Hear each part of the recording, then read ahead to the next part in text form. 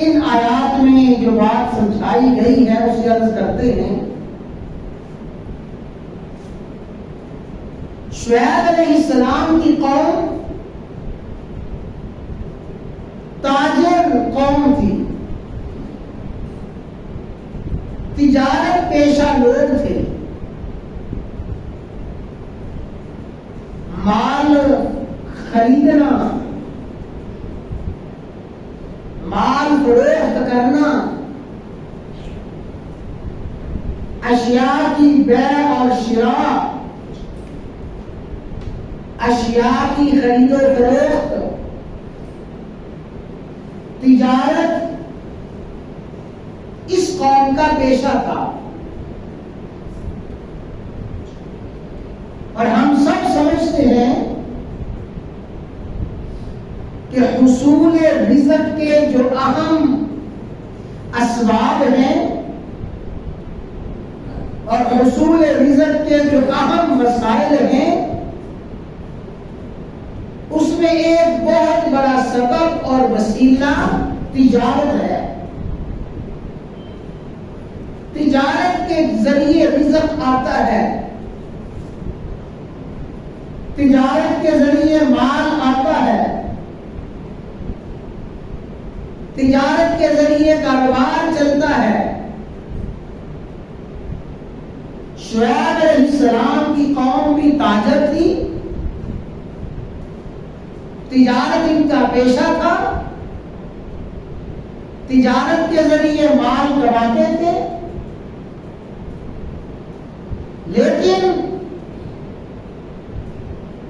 اس قوم کا نظریہ یہ تھا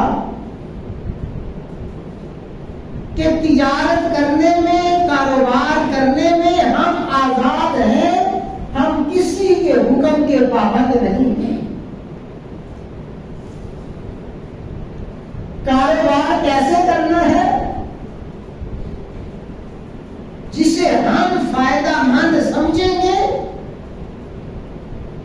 جس طریقے کو ہم اپنے لیے نفع بخش سمجھیں گے، کون سا اصول تجارت میں اپنانا ہے، کون سے اصول کو چھوڑنا ہے، کاروبار میں کیا کرنا ہے کیا نہیں کرنا، اس کا فیصلہ ہم خود کریں گے. او ان نفعل فی اموالنا ما نشاء. اس کا مفہوم یہی ہے کہ اے شعیب، کاروباری اصولوں کو ہم سمجھتے ہیں، نفع نقصان کا فیصلہ ہم کریں گے. اصول تجارت، اصول معیشت، کاروباری رموز ہم سمجھتے ہیں. جس طرح ہماری مرضی ہم کاروبار کریں، مال ہمارا، منڈیاں ہماری، بازار ہمارے، ملک ہمارا، تو کاروبار بھی ہم اپنی مرضی سے کریں گے، تجارت اپنی مرضی سے کریں گے.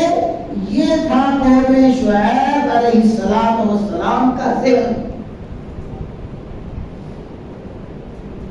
کہ کاروبار میں ہم کسی کے اصول کے اور کاروبار میں ہم کسی کے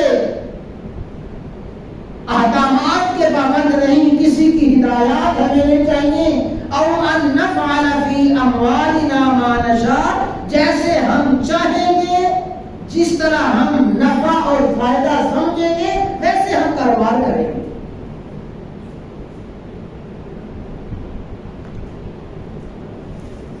اور میرے بھائیوں،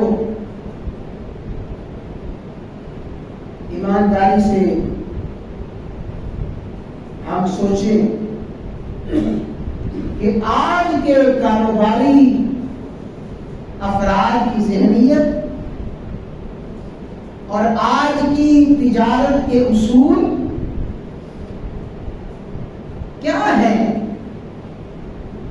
بالکل وہی ذہن اور وہی اصول ہے جو قوم شعیب کا اصول تھا کہ تجارت میں ہم آزاد ہیں، ہم اپنی مرضی سے تجارت کریں گے، نفع نقصان کا فیصلہ ہم کریں گے، صحیح اور غلط اصول کا فیصلہ ہم کریں گے۔